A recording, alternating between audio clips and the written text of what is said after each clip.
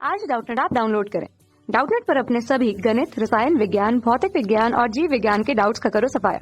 बस प्रश्न की फोटो खींचो, एक ही प्रश्न को क्रॉप करो और तुरंत वीडियो सोल्यूशन पाओ। अभी डाउनलोड करें। क्वेश्चन हमारे पास है प्रकृथन और कारण के रूप में। प्रकृथन में ये कहा जा रहा है कि जब किसी चुंबक को लोहे की कील के समीप लाया जाता है तो सिर्फ इस पर स्थानांतरी बल कार्यरत होता है।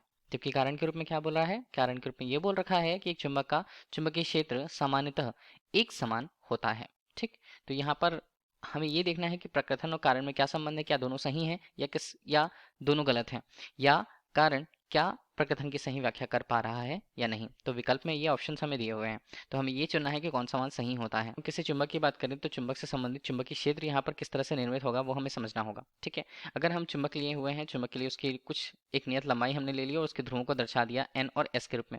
दोनों के ध्रुव प्राबल्यता का मान समान m और m के रूप में रहेगा और उनके बीच की दूरी अगर हम देखें तो वो यहाँ पर हम स्मॉल d से व्यक्त कर देते हैं। ठीक है, तो इसे हम बोलेंगे चुंबकीय प्रभावकारी लंबाई के रूप में। ठीक, ये तो हुआ हमारे पास इतना।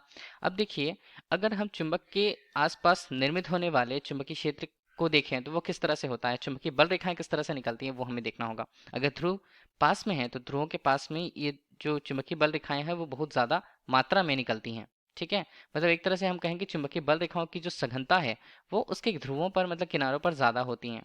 ठीक है, तो ये एक तरीका हो सकता है। तो इस तरह से जो चुंबकीय बल रेखाएं वो निकलते हुए वक्री पथ तय करते हुए एक अगर ध्रुव से निकलती है तो दूसरे ध्रुव तक निकलने पर या दूसरे ध्रुव तक जाने पर इनमें जो स्थितियां होती हैं वो कुछ इस तरह से बनती है। देखिए, ठीक है, तो अब हम कहें तो ध्रुवों के पास जो चुंबकीय बल रेखाएं हैं जिन्हें हम चुंबकीय क्षेत्र कहेंगे वो क्या है, सघनता ज्यादा है, और हम दूर पे देखें, अगर हम मध्य पर भी देखें तो वो कम होते जाता है। इस डायग्राम से हम देख रहे हैं जहाँ चुंबकीय क्षेत्र के लिए बल रेखाएं जो होती हैं वो उत्तरी ध्रुव से शुरू होकर के दक्षिणी ध्रुव की तरफ जाती हैं बाहरी रूप से, लेकिन हम आंतरिक रूप से अगर हम देखना चाहें तो वो दक्षिणी ध्रुव से उत्तरी ध्रुव की तरफ जाती हैं और एक बंद वक्र का निर्माण करती हैं। तो इस तरह हम देख रहे हैं कि चुंबकीय क्षेत्र के लिए जो उनकी जो तीव्रता है या सघनता है वो ध्रुवों पर अधिक है और मध्य पर कम होती है। मतलब हम इसे एक तरह से क्या बोल सकते हैं, असमान चुंबकीय क्षेत्र हम कह सकते हैं।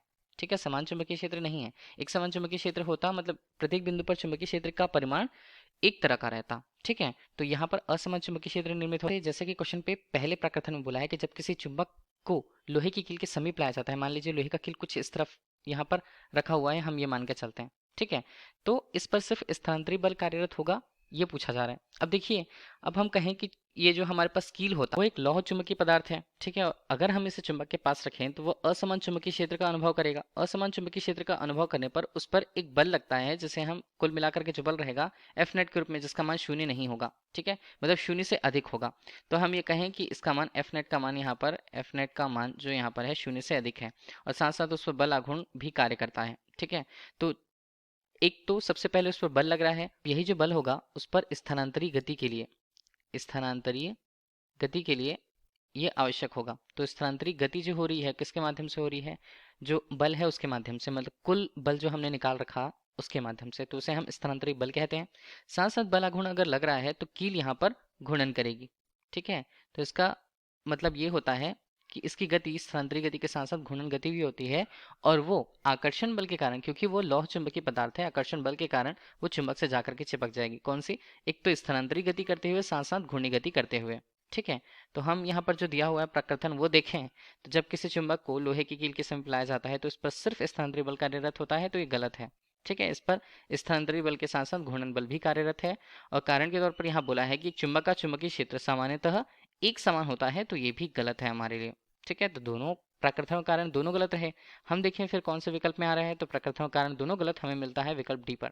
तो विकल्प डी हमारे लिए क्वेश्चन का सही आंसर होगा। Thank you. कक्षा 6 से 12वीं से लेकर नीट, IIT, JEE वो एडवांस के लेवल तक 1 करोड़ से ज्यादा छात्रों का भरोसा। आज ही डाउनलोड करें डाउटनेट ऐप या व्हाट्सएप करें अपने सारे डाउट्स 8400 400 400 पर।